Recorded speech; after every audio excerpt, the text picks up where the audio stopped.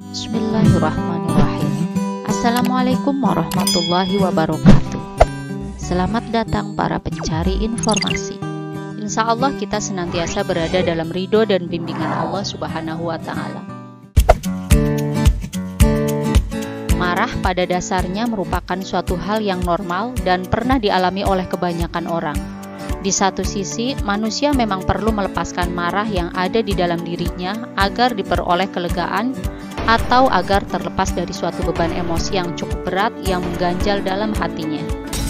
Pada kesempatan kali ini, Esa Channel akan membahas pengertian dan hukum marah, serta cara mengatasinya menurut Islam. Mari temukan jawabannya.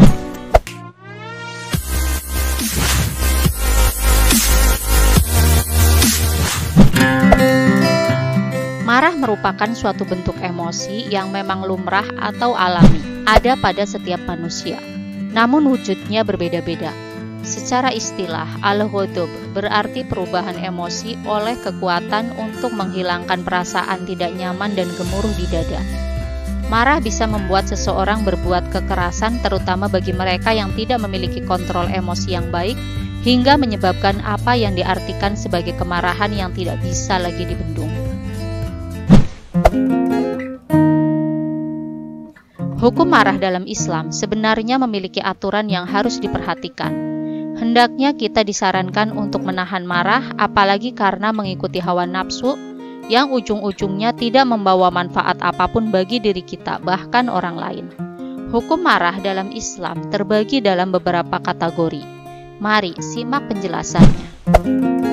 Yang pertama, wajib. Wajib adalah suatu perintah yang memang harus dikerjakan, di mana orang yang meninggalkannya akan berdosa. Terkadang marah memang wajib untuk dilakukan, apalagi jika agama kita dilecehkan bahkan dihina. Maka sudah sewajarnya kita marah dan ketika kita melihat perbuatan maksiat atau dosa tepat di hadapan kita. Rasulullah Shallallahu Alaihi Wasallam bersabda yang artinya Muslim. Yang kedua, sunnah. Marah bisa dikategorikan ke dalam perbuatan sunnah karena adanya perbedaan pendapat di masyarakat terhadap suatu tindakan, seperti contohnya adalah ketika Rasulullah SAW marah pada sahabat yang memanjangkan bacaan surah pada saat sholat.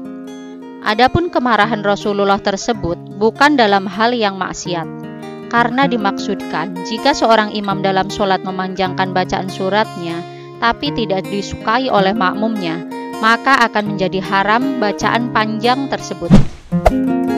Yang ketiga, mubah. Mubah dalam Islam sendiri mempunyai hukum yang masih boleh untuk dilakukan.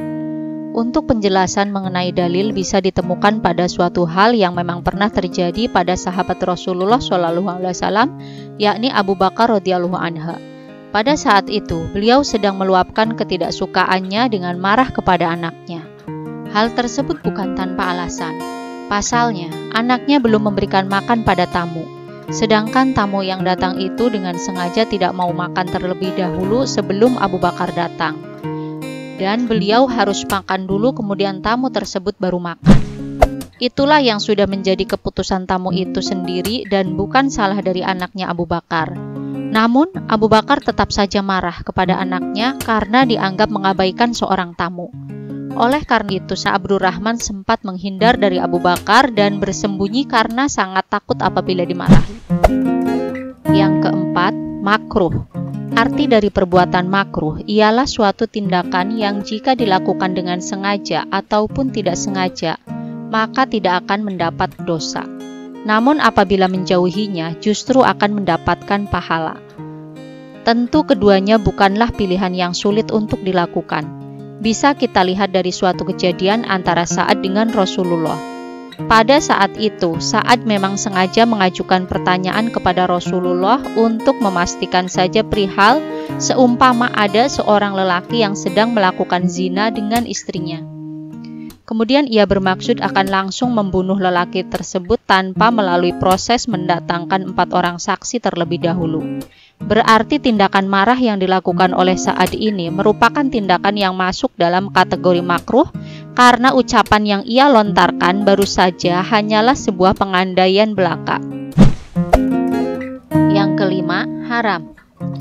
Perbuatan atau tindakan meluapkan emosi dan juga kemarahan dengan menggunakan perkataan kotor, caci maki yang melampaui batas, hinaan yang menyakiti hati seseorang, dan juga berbagai kata keji yang tidak pantas diucapkan, bisa tergolong dalam kategori marah yang hukumnya diharamkan.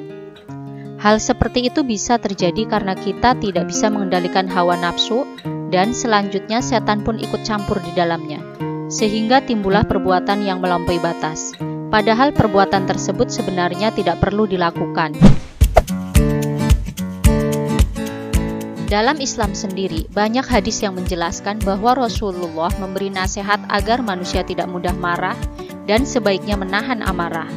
Di sini Esa Channel telah merangkum 5 cara mengatasi dan mengendalikan rasa marah yang dianjurkan Rasulullah SAW. 1. Membaca kalimat ta'awuz.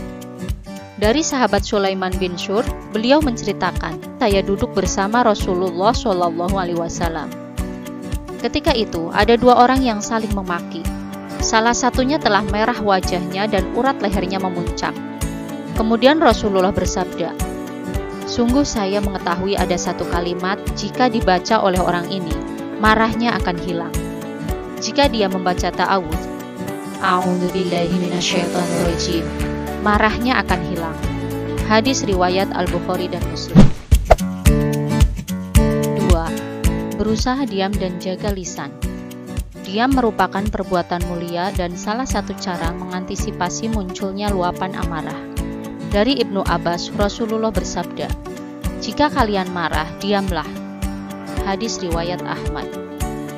Rasulullah juga mengingatkan, sesungguhnya ada hamba yang mengucapkan satu kalimat yang dia tidak terlalu memikirkan dampaknya, namun menggelincirkannya ke neraka yang dalamnya sejauh timur dan barat. Hadis riwayat Al-Bukhari dan Muslim. 3. Mengambil posisi lebih rendah. Kecenderungan orang marah adalah ingin selalu lebih tinggi dan lebih tinggi. Semakin dituruti, dia semakin ingin lebih tinggi. Dengan posisi lebih tinggi, dia bisa melampiaskan amarahnya sepuasnya. Rasulullah bersabda, apabila kalian marah dan dia dalam posisi berdiri, hendaknya dia duduk. Karena dengan itu amarahnya bisa hilang. Jika belum juga hilang, hendak dia mengambil posisi tidur. Hadis riwayat Ahmad, Abu Daud, dan perawiannya dinilai sahih oleh Syu'aib Al-Arnaud. 4. Ingat hadis ini ketika marah.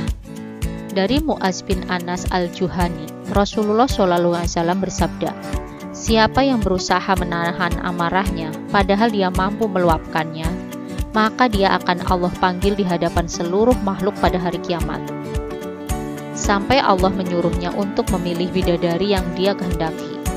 Hadis riwayat Abu Daud, Turmuzi. 5. Segera berwudu atau mandi.